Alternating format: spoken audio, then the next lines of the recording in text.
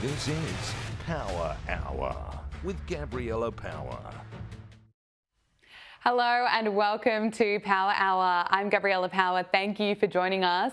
This weekend marked the 6-month mark of Trump 2.0 and he has not slowed down for a moment. He's signed 170 executive orders, has met with 23 foreign leaders, received 3 Nobel Peace Prize nominations and even earned himself the nickname Daddy.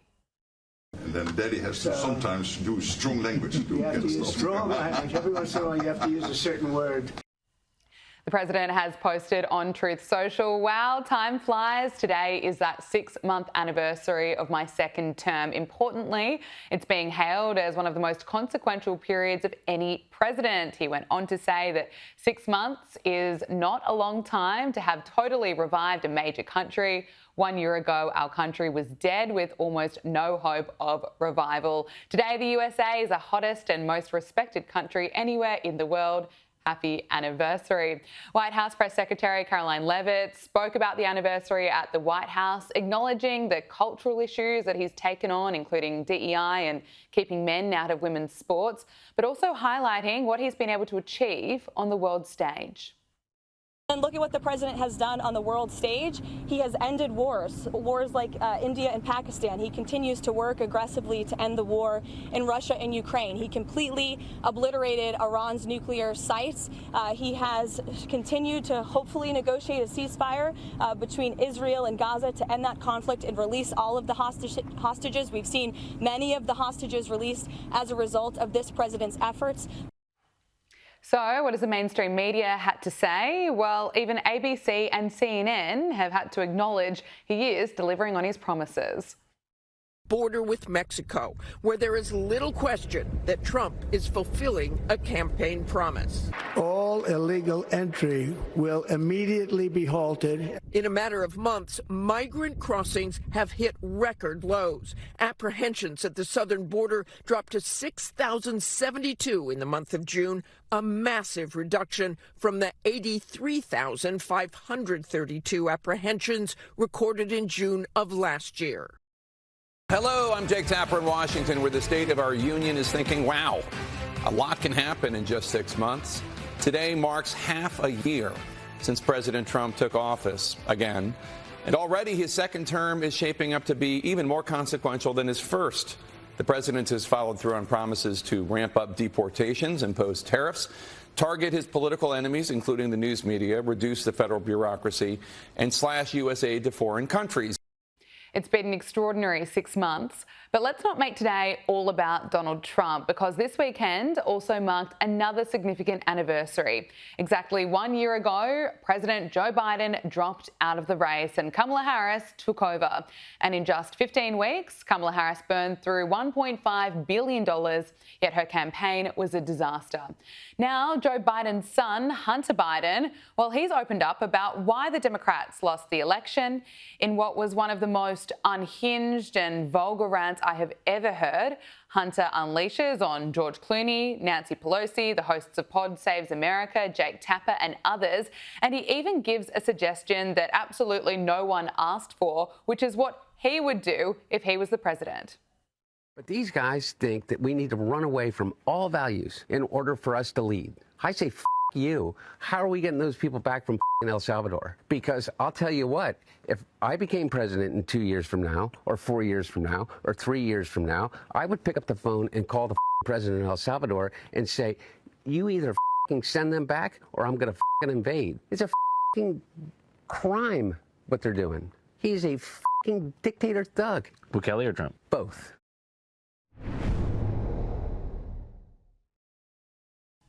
Joining us now is Hillary Fordwich, president and founder of Strelmark. Hillary, great to see you again. Let's start with Hunter Biden's meltdown. During an interview with YouTube personality Andrew Callahan, he claimed that Joe Biden could have won the election and it's essentially the Democrats' fault because they did not remain loyal to his father. Take a look at this. Him and everybody around him. I don't have to be nice. Number one, I agree with Quentin Tarantino. George Clooney is not a actor. He is a I don't know what he is. He's a brand. And by the way, and God bless him. You know what? He supposedly treats his friends really well. You know what I mean? Buys them things. And he's got a really great place in Lake Como. And he's great friends with Barack Obama.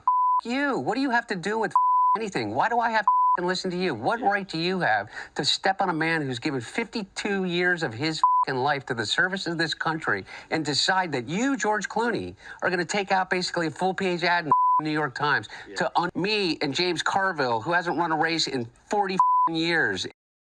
Wow, he's charming, isn't he? Look how many F-bombs he used in the space of, 30 seconds. He went on to say that the Democratic Party is not dead, though, and there are strong leaders such as Tim Walz. And no, that is not a joke. I want to get to the Hunter Biden laptop in a moment, where he defends himself, which is unbelievable. But what did you make of what he had to say there about the Democrats and the rant against George Clooney and others? Well, first of all, pleasure to be back with you, Gabriella. But this is a ghastly topic because I had to watch it because I knew I'd be doing this hit. Otherwise, I don't think I could have endured it, really. They always say that expletives are for those that have an insufficient vocabulary to express themselves. So first of all, he can't express himself. He looked to me to be on some kind of drugs. And then very importantly, that was so scary and horrific, on the other hand, maybe very good. He said that if he was to run for president in 2 years, oh, please do, because I think it would be very good for Republicans, except we don't want to have to hear that. And I am so delighted that Sky News beeped out all of those expletives because it was boring, it was vulgar. And last but not least, I think, Gabriella, very seriously, how sad that a son of a president would stoop so low to speak like that. That is not an example for any child in this nation or any nation. Completely agree with you. It really, we can laugh about it. It's entertaining because it's just so outrageous, so unhinged, but no one wants to listen to that. And look, he goes on to defend himself when he was asked about Hunter Biden's laptop. We were all told, of course, this was Russian disinformation until it came out that it was actually true, but this is what he had to say about it. When they say Hunter Biden's laptop, what is it that they're talking about? Do you know?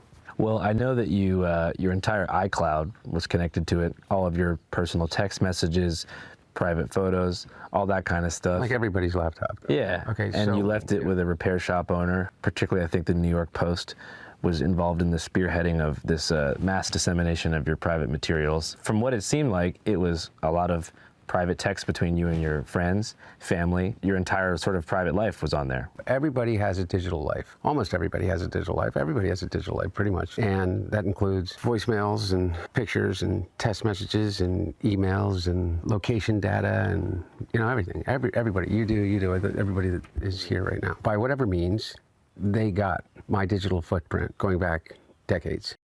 Oh, Hillary, everyone has a laptop. Only Hunter Biden's was filled with evidence of his drug use, sleeping with prostitutes, and of course contained evidence of influence peddling, all those details with his business meetings involving Ukraine, involving China, involving the big guy.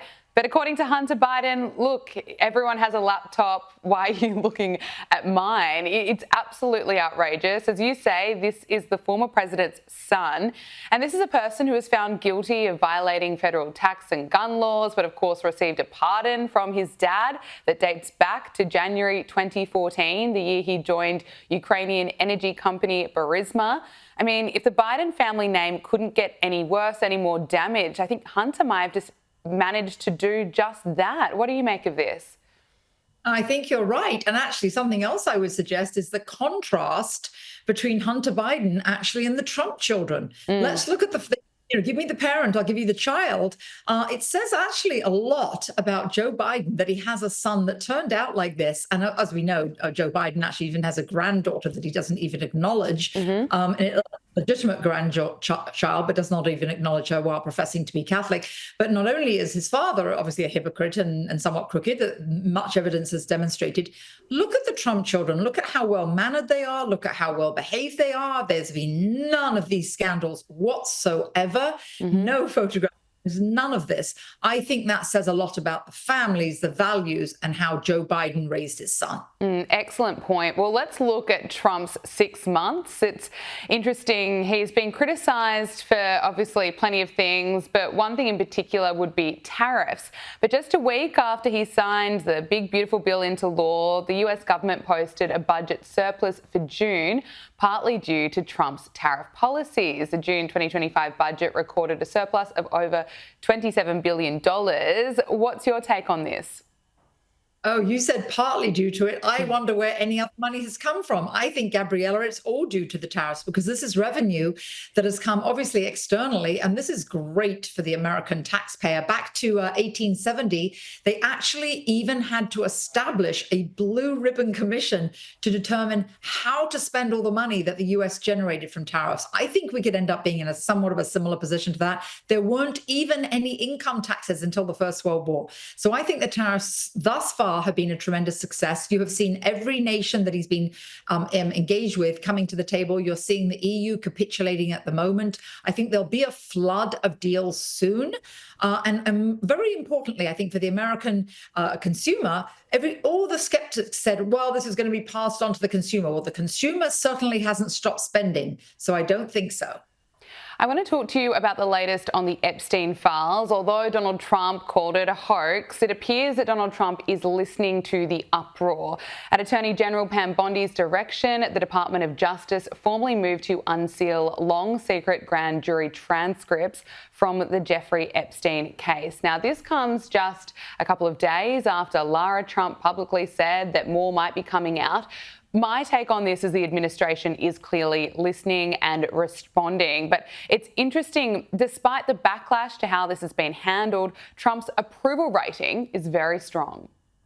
I think this one surprised me a bit because of all these complaints online going after Trump and the Epstein files. You might think his approval ratings were going down, Republicans.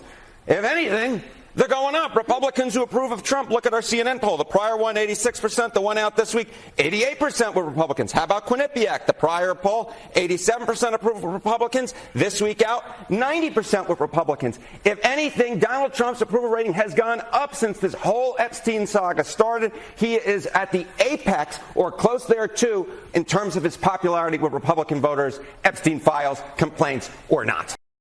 Isn't it interesting, as much as some in the media have tried to use the Epstein files to really attack Donald Trump, just look at what CNN was reporting.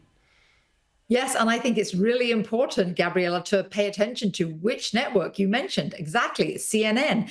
If this was any of the more right-leaning networks, you'd say, oh, well, maybe. But I think this is really an important number that they would even report that. And if we could just make it very, very clear with regard to Donald Trump and his association with Epstein, if there had been any real dirt, Gabriella, don't you think the Democrats would have definitely surfaced it? Don't you think it would come out during the campaign? Of course it would have done. And also remember, he did know Epstein, and there are photographs of him actually with Melania with him at Mar-a-Lago. All of basically Palm Beach did things with him and had parties with him. But that was back in the 80s and 90s. You look at how young he was.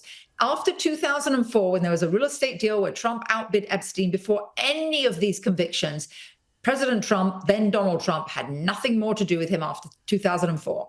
Today, Director of National Intelligence Tulsi Gabbard announced the release of more than 200,000 files related to the assassination of Dr. Martin Luther King Jr.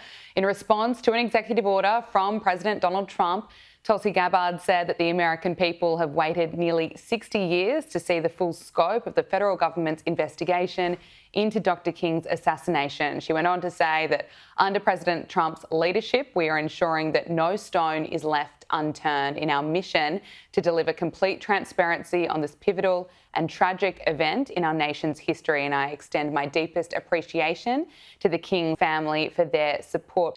But I want to turn to the UK now, because protesters have marched on a suspected migrant hotel in Essex after an asylum seeker was charged with sexual assault. Now, just look at the protesters. Protesters were heard chanting, "Save our kids," and some were holding up other signs. Let's just take a look. Save our kids! Save our kids!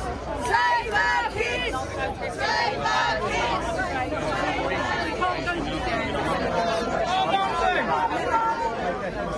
Very powerful message.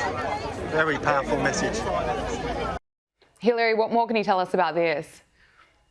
Well, I think what was very important to focus on here is these are women.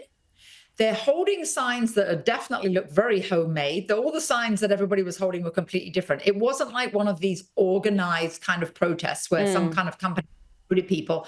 So these are mothers that are concerned about their daughters. They're regular people. So I think it is so wrong to paint and portray regular tax-paying good citizens, these mothers, as far right-wing. No, they are concerned about their daughters. They're concerned about their community. And the fact that, and I'm going to be in the UK as of next week, and when I arrive at customs, if I was to say, excuse me, where's my free 5-star hotel, please? I'd be laughed at, or maybe I'll be jailed, so I won't try that joke. But really, Gabriella, this is the sense in the UK. This isn't right. This isn't fair to be spending taxpayers' pounds on migrants, providing free housing, free food for them, giving them iPhones and giving them games and pleasurable activities while they're committing atrocious crimes. And what happened in Epping was there was you have to say alleged assault of a young, I believe, 14-year-old girl. These communities don't want that sort of crime. No, of course, just horrific allegations there. Hillary Fordwich, thank you so much for joining us on Power Hour. Always a pleasure to speak with you. Pleasure, Gabriella. Thank you. It's time for Media Meltdowns, and CBS has cancelled The Late Show with Stephen Colbert, a program that reportedly cost more than $100 million a year to produce, with 200 staff members, including 20 writers, and its ratings have been plummeting, diving more than 30% over the past 5 years. And looking back at his skits, well, it makes you wonder why the audience would want to switch off.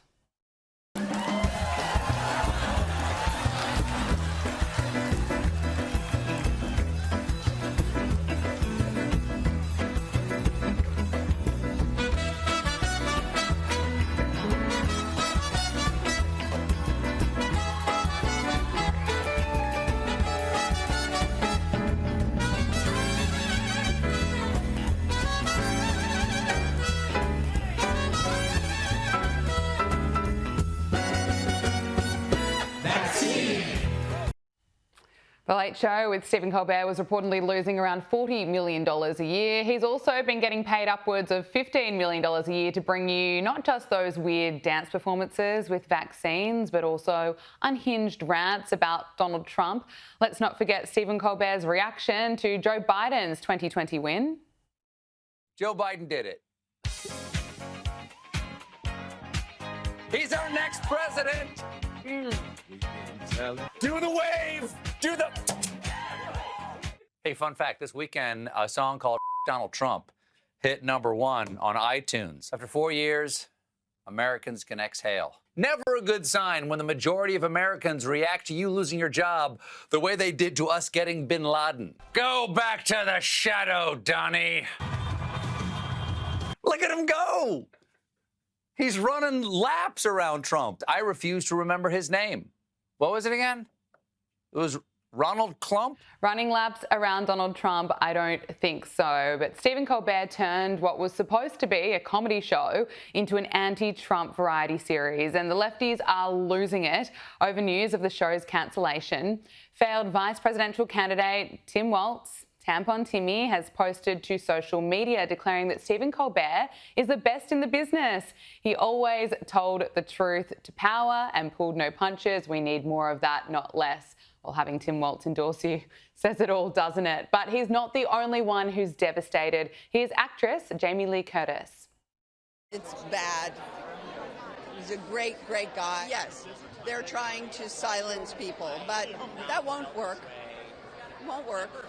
We will just get louder.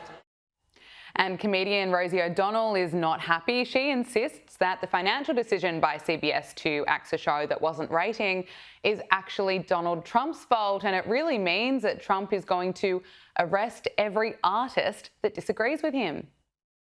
What will it take, America? What will it take? He's going to arrest every artist that disagrees with him, and pretty much every artist does. Whether or not they're brave enough to say it is another thing. Joining us now is Senior Editor-at-Large at Newsweek, Josh Hammer. Josh, great to see you. Can I get your reaction to the meltdown now that Stephen Colbert's show is getting axed? Gabrielle, I wear many hats here in the United States. Among the things I am also a lawyer by training. And there's an old lawyer saying here in America, maybe it's made its way to Australia as well. And the saying essentially goes as follows. They say, if the facts are on your side, you pound the facts. If the law is on your side, you pound the law. And if neither facts nor law is on your side, you just pound the table. And I think basically what we've seen when it comes to Stephen Colbert, when it comes to Rosie O'Donnell and all these other buffoons, is we're seeing a lot of pounding the table because the facts, the law, none of it, frankly, is on their side. You know, frankly, Gabrielle, I'm actually old enough to remember back when Stephen Colbert was actually moderately funny. Back during the Bush administration in the early 2000s, back when I was kind of coming up political age, he had this show on Comedy Central where he was kind of satirizing. It was a satirical show where he was kind of giving off the impression that he was a very war hawk, pro-Bush administration Republican from his home state of South Carolina. And everyone knew that he was satirizing, but it was actually still kind of sort of funny. The problem is that when he went to CBS, he totally dropped any pretense of satire or irony or any of the various things that made him funny in the first place. I mean, he's became like one of the other general kind of anti-Trump media clowns. So he sacrificed himself. He undermined his own claim to being somewhat different, at least a little bit unique there. His show has been losing oodles and oodles of money, and I say good freaking riddance. I mean, see you later, pal. My only other reaction at this point is, can we please have the same thing happen to Jimmy Kimmel, another guy who once upon a time was actually somewhat funny and now hasn't told a funny joke in probably a decade at this point there. So I would love to see Jimmy Kimmel get the Colbert treatment at this point. Yeah, there are just too many of them. Now, I want to turn to a huge story. The Director of National Intelligence, Tulsi Gabbard, has detailed striking findings from declassified documents, claiming to showcase overwhelming evidence that Obama officials laid the groundwork for what would be the years-long Trump-Russia collusion probe after the 2016 election. Listen to this. And President Obama and his team, their goal was to essentially not accept the decision of the American people and to use this manufactured, politicized intelligence as a means to enact what would become essentially a years-long coup against President Trump. A years-long Mueller investigation that cost taxpayers almost $40 million, 2 congressional impeachments, endless smears and attacks against not only President Trump, but his family. He had senior members of his team who were investigated, some arrested and jailed. We had heightened and increased tensions between the United States and Russia. The list goes on and on about the consequences of President Obama and his senior cabinet members politicizing intelligence once again, and I say these words very clearly, to enact what was essentially a years-long coup, subverting the will of the American people in that election. So Tulsi Gabbard there, she went on to say the implications of this are frankly nothing short of historic. Over 100 documents that were released really detail and provide evidence of how this treasonous conspiracy was directed by Obama just weeks before he was due to leave office after Trump had already gotten elected. Josh, can I get your reaction to all of this? So this is a massive deal. You correctly identify this, Gabriella, as not a small deal, but a massive deal. So if you look back over the past 10 years of all the various things that have happened to the American people that have made the American people lose trust in their elites, in institutions, in Washington, D.C. in general, Russiagate is really the first thing that really kicked off this very toxic chain of events. First was Russiagate, then it was the entire Russia probe. Then it was the 2020 election. It was the COVID-19 lockdowns, the Hunter Biden laptop, and so much else. I mean, frankly, the most recent thing that comes to mind would just be the years-long campaign to hide the clearly deteriorating mental and physical health of Joe Biden from the American people. So all these various things have galvanized the rise of this deeply populist, anti-establishment, anti-institutional, anti-elite sentiment in the United States, and frankly, for very good reason. But Russiagate was kind of the original sin of this whole toxic spiral, and it's worth noting that there has been no justice. There has been no justice for Russiagate whatsoever, other than a former FBI agent by the name of Kevin Kleinsmith, who forged a FISA surveillance warrant to allow the Obama campaign to spy on Carter Page, George Papadopoulos, and other Trump 2016 campaign staffers.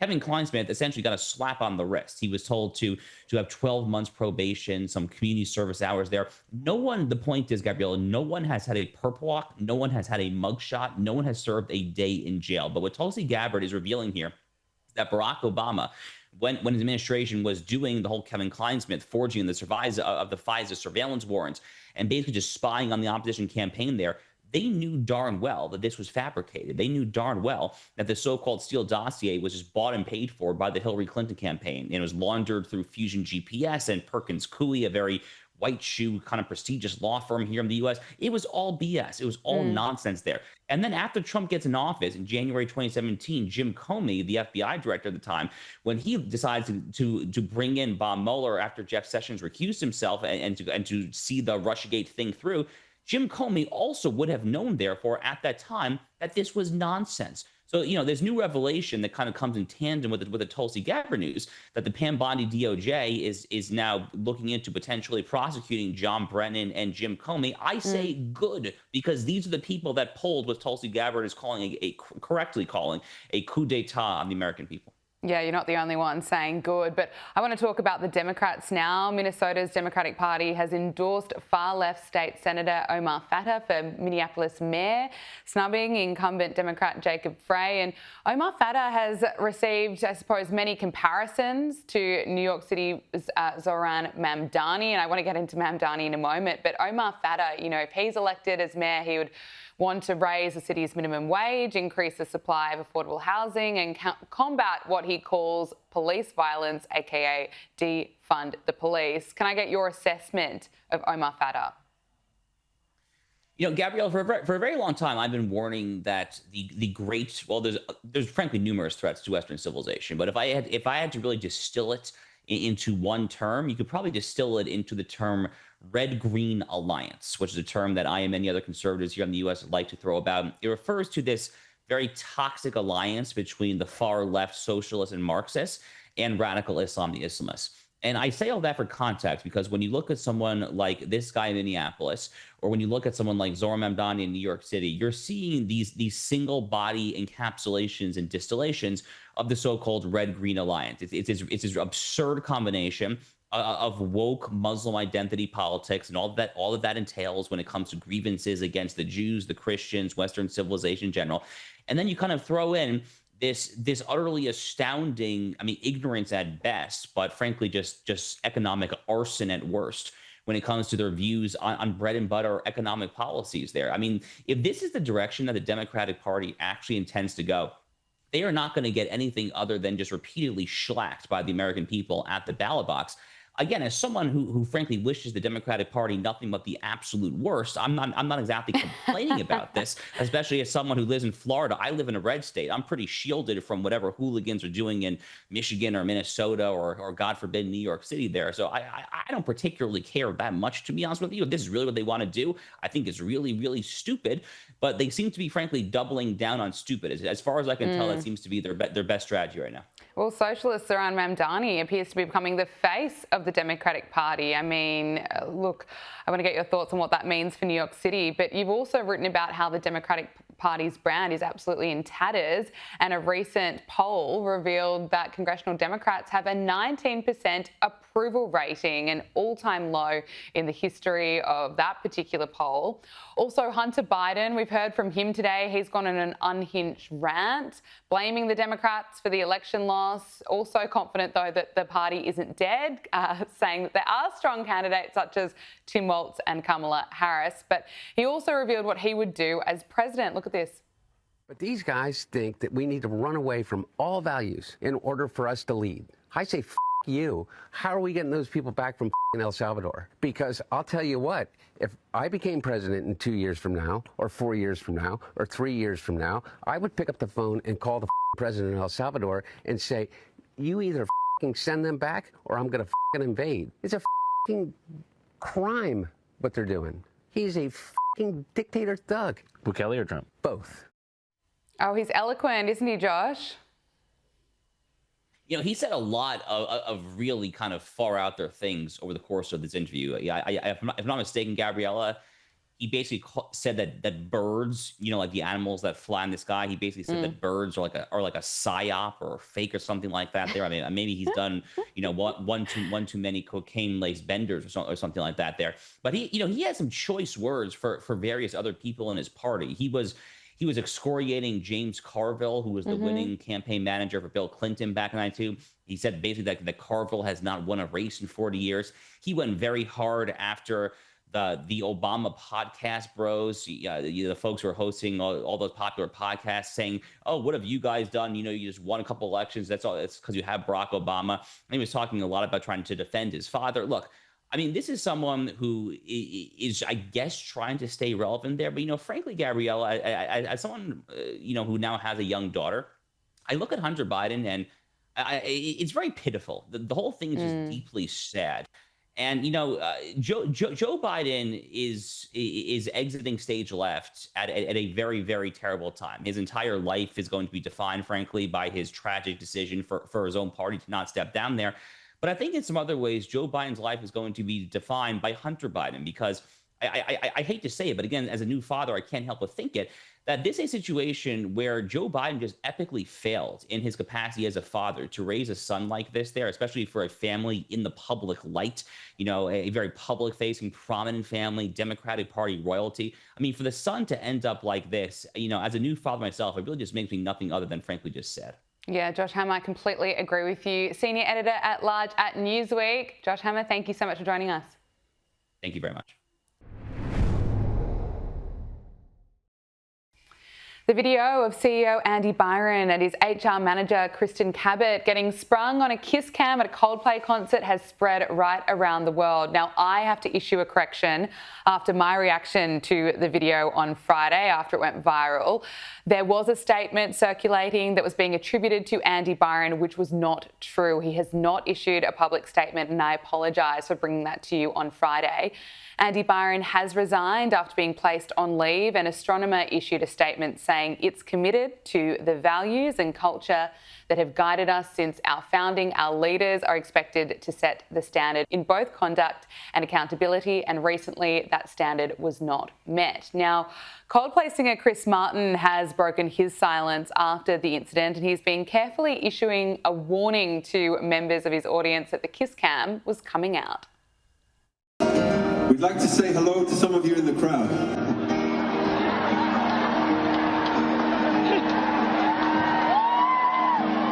How we're going to do that is we're going to use our cameras and put some of you on the big screen. He's not the only one making light of it. There are memes flooding the internet, and the kiss cam has been replaced by the Coldplay cam at sporting events.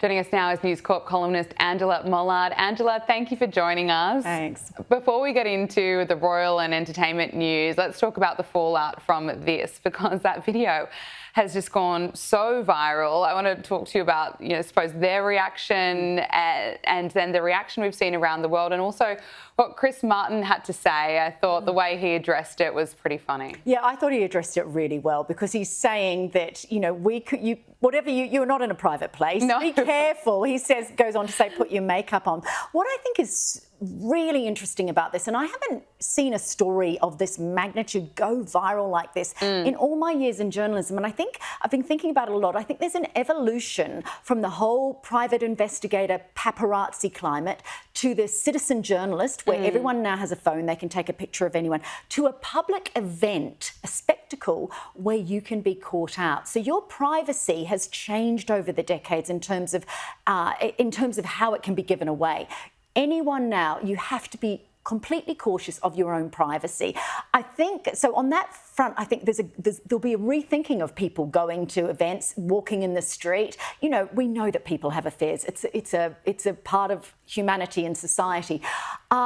I'm interested in it from a media perspective, how much it's blown up and why has it? And of course, it wouldn't have happened if they hadn't sprung apart like that, of course, which we're now seeing as the Coldplay cam. But I think there will be a reckoning now. I think people going out who are in extramarital affairs or doing something they shouldn't will be a lot more cautious going forward. I thought Chris Martin handled it beautifully, though. Yes. He wasn't apologising for it. He was just giving a warning. I know, a little warning for everyone in the audience and warning right around the world. And as you say, it's an interesting point that, you know, everyone's a journalist at this point. You can upload any piece of material. It can go viral. There's an independent, let's talk about, the royal family now. And there's an independent HR investigation into working conditions at Highgrove Gardens. This is the King's private estate. This comes after the past several years. A dozen full-time gardeners have quit Highgrove since 2022, citing toxic workplace conditions. Can you bring us up to speed on the latest here? This is really interesting because it appeared in The Times, which is a really reputable news organisation. They've evidently talked to lots of the gardeners at Highgrove. Of course, Highgrove being Prince Charles's private home where he has all of his gardens that he absolutely adores. Look, some of the stories are hilarious. Things like the king got very upset that they hadn't cultivated his delphiniums, so they weren't in bloom that year. That there was a plant across the path leading to the swimming pool, and he got angry about that. There was a member of staff who didn't know his facts on a particular flower, and King Charles reportedly said, you know, I never want to see that man again. What's interesting, though, is that, you know, you think about gardens and how harmonious and pretty they all are. But, you know, this is almost a repeat of Meghan being, you know, the investigation into her bullying. I'm not suggesting that the king is bullying, but clearly there's low morale. They are claiming that they're very low paid, these gardeners, and that they can't replace them. So, you know, you'd have thought that everyone would want to work in the King's Gardens, one of the most beautiful gardens in the country, but there's a lot of unrest there. Very interesting. Now, Prince George, he turns 12 tomorrow. I can't believe that. But the day might come with a potential change for the young royal. In the past, the British royal family followed the protocol that the direct heirs to the throne do not travel together, of course, in an effort to secure the future of the monarchy in the event of a potential tragic event. Do you think we're going to see this change? I think it'd be really interesting to see whether it does or not. When Prince William was 12, he immediately could not fly with his father, the then Prince Charles. Kate and William are a lot more flexible. They're very family-minded. They spend a lot more time together. You have to think about what would be the potential feelings of George if he was travelling separately. In fact, a former royal pilot has talked about how the rest of the family, Diana, Charles and Harry would go on one flight and William would be on a second flight. You have to think about how might that impact on George. So I think they would think about it very strategically. Instead of it being George on one flight, it might be Mum and George on one and, you know, William and the other two kids on the other. But it isn't obviously something that other families don't have to think about, because the law of succession, you know, if you wipe out one whole family, goodness, you know, obviously that would be an absolute tragedy. But then where does it fall to? This is why you have fifth, sixth, you have Harry and Beatrice and you know, a long line of succession. But look, he's only 12, and I just think try to keep these children as young as they can for as long as they can. Yes. Now, Family Guy has taken aim at Harry and Meghan. In its most recent episode, they suggest that their marriage wasn't a great moment in history. Take a look at this. Brian, this is a terrible idea. We could change the course of history. You always say that, but doesn't history pretty much suck? I mean, the Crusades, Hitler. Prince Harry marrying Meghan Markle?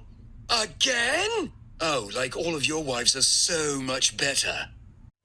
It's not the first time that Family Guy has mocked Harry and Meghan. I think that last scene at the end with Prince Harry was quite funny. What did you think of it? Look, I think it's really interesting because, of course, South Park did that other one with the worldwide privacy to it. They are always ripe for pillorying, aren't they? And I think the interesting point here is that we don't see this happening to Kate and William. We don't see it happening to any other. We don't see it happening to the King and Queen. The reason is, and this is what Harry and Meghan should have thought about at the time, is that you are protected when you're in the royal family, not just because you're within it, but because people acknowledge that you have been born into this and that you are at the forefront of service. So there is a natural respect there. The fact that they're on these TV shows is a consequence of them choosing to step away. Now, they could have chosen to step away quietly and not spoken up, and I don't think they would have had this kind of treatment. I agree. The fact is that they chose to step away, to talk endlessly about the royal family, to really share that dirty laundry, and now it's coming back to bite them. And we know that Netflix is announced its top 300 programs, and Meghan's program was not in it. She is not popular, and if you don't have that popularity and you don't really have that connection to the royal family, what do you have? What do you stand for? What's your purpose? You don't want that to be happening to you. No, very well said. Look, finally, I want to talk about the Beckhams. Football legend David Beckham appears to have suffered a grooming mishap when he was attempting a DIY buzz cut. It went spectacularly wrong. He has shared a bit of it with the world. What have you done? What have you done? The thing of the clippers fell off my head. You were trying to give yourself a haircut, and what have you done? It's not funny. Let me see. I mean, the hours of content that the kids have got from this. The clipper head fell off. It does not look good. I'm going to always be honest with you. It looks terrible. I think that's my favourite part, hearing Victoria say it does not look good. I will always be honest with you. I know. I think these two do celebrity better than anyone. I could watch hours and hours of them. I love the Beckham documentary. I could do another 12 hours of the Beckham documentary. There is something about them that's really real. This is something that would happen at anyone else's house, right? And I love David Beckham's whole tone. He's so everyman, and yet we all admire him. And look, you know, their family have had lots of challenges with Brooklyn moving away, but there's something, they just get it. They get how to do social media, and they get how to be themselves. And I find that really, I just find it really beguiling. I would watch anything with David and Victoria Beckham. They are talent, and they will be talent forevermore. And I love it. More, bring it on. Make more mistakes with hair clippers. We'll play it right here. Angela Moller, thank you so much for joining us. Thanks. That is Power Hour. Thank you for your company. Make sure you subscribe to Sky News Australia on YouTube.